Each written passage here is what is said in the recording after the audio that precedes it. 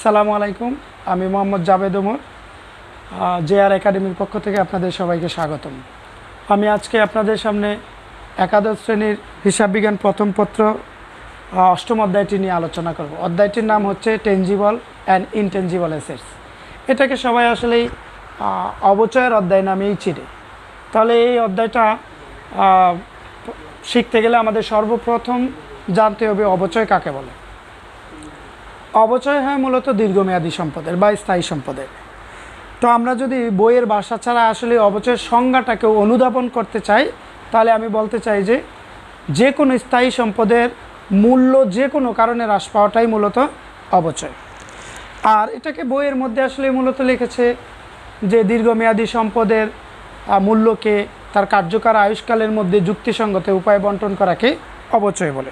তো আমার মনে হয় এই সংজ্ঞাটা থেকে আপনারা এটা ভালো বুঝবেন যে স্থায়ী সম্পদের মূল্য যে কোনো কারণে কমে যাওয়াটাই হচ্ছে অবচয়। অবচয় বাংলা শব্দটি ইংরেজি শব্দ হচ্ছে ডেপ্রিসিয়েশন। আর এই ডেপ্রিসিয়েশন শব্দটি ল্যাটিন শব্দ ডিপ্রিটিয়াম থেকে আসছে। ডিপ্রিটিয়াম শব্দটি দুটো অংশে বিভক্ত। একটা হচ্ছে ডি, যার অর্থ হচ্ছে ডিক্লাইন বা হ্রাস পাওয়া, আর আরেকটা হচ্ছে প্রিটিয়াম। প্রিটিয়াম শব্দের অর্থটা হচ্ছে মূল্য। সুতরাং ডিপ্রিটিয়াম শব্দের অর্থটা আমরা পাচ্ছি যে মূল্য হ্রাস।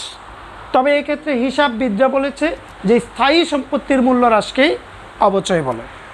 আচ্ছা, আমরা অবচয়টুকুকে আরেকটুকু ক্লিয়ারলি যদি বুঝতে চাই, তাহলে বলতে চাই যে একটা আর্থিক প্রতিষ্ঠান দীর্ঘমেয়াদী সম্পত্তিগুলো ক্রয় করে মূলত ওই সম্পত্তিগুলো থেকে সেবা পাওয়ার জন্য।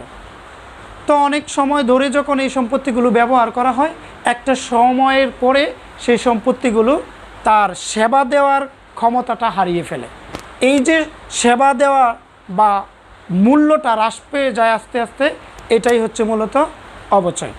তো আমরা এখানে মূলত অঙ্কটার জন্য যে ক্যালকুলেশনগুলো করব সেটা হচ্ছে এখানে লিখে রাখা হচ্ছে। অবচয়ের অঙ্কগুলো পারতে গেলে আমাদের এই ক্যালকুলেশনগুলো জানা থাকতে হবে। প্রথমেই হচ্ছে সম্পত্তির নিট ক্রয় মূল্য নির্ণয় করতে হবে, তারপরে হচ্ছে অবচয় যোগ্য মূল্য নির্ণয় করতে হবে, পরে হচ্ছে অবচয়ের হার, এরপরে অবচয়, এরপরে একটা অবচয়ের সারণীয় কখনো কখনো চায়, পরে জাবেদা, এরপরে খতিয়ান, পরে বিশদ আয় বিবরণী, এটা অবশ্যই আংশিক, এবং আর্থিক অবস্থার বিবরণী।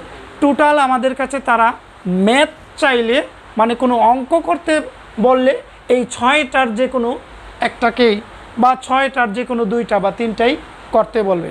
এর বাহিরে এখানে আর কোনো ক্যালকুলেশন নাই।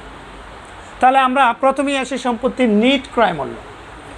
সম্পত্তির নিট ক্রয় মূল্য বলতে একটা সম্পদ ক্রয় করে যার কাছ থেকে ক্রয় করেছি তাকে যে মূল্যটা দেওয়া হয় কেবল সেটাকেই বোঝায় না। সেই মূল্যটা ব্যবহার উপযোগী করা পর্যন্ত যে ধরনের খরচ হয় সেই সমস্ত খরচগুলো মিলিয়েই হয় সম্পত্তির নিট ক্রয় মূল্য। যেমন একটা উদাহরণ দিই, ধরেন একটা ফ্রিজ ক্রয় করেছেন 25,000 টাকা দিয়ে।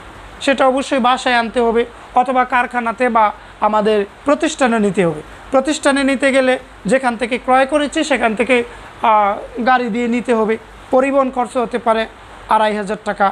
তাহলে ওই 25,000 টাকা যোগ 2,500 টাকা, এটা হলো সম্পত্তির নিট ক্রয় মূল্য। এরপরে হচ্ছে অবচয়যোগ্য মূল্য। আমরা যখন সম্পত্তির নিট ক্রয় মূল্য নির্ণয় করতে পারবো, তো অবচয় বের করার জন্য আমাদেরকে সেটা অবচয়যোগ্য মূল্যের মধ্যে যেতে হবে। অবচয়যোগ্য মূল্য কিভাবে নির্ণয় করা হয়?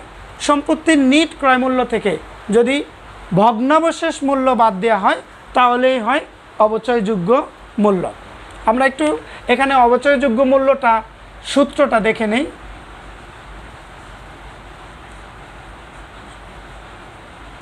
অবচয়যোগ্য মূল্য সমান হচ্ছে নিট ক্রয় মূল্য, অবশ্যই সম্পত্তির নিট ক্রয় মূল্য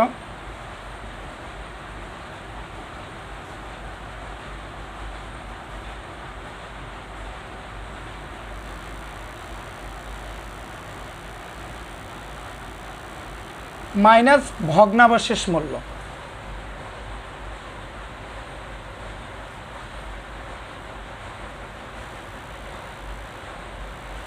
ভগ্নাবশেষ মূল্য ভাগ হচ্ছে সম্পত্তির নিট অবচয়যোগ্য মূল্য সমান হচ্ছে সম্পদের নিট ক্রয় মূল্য মাইনাস ভগ্নাবশেষ মূল্য।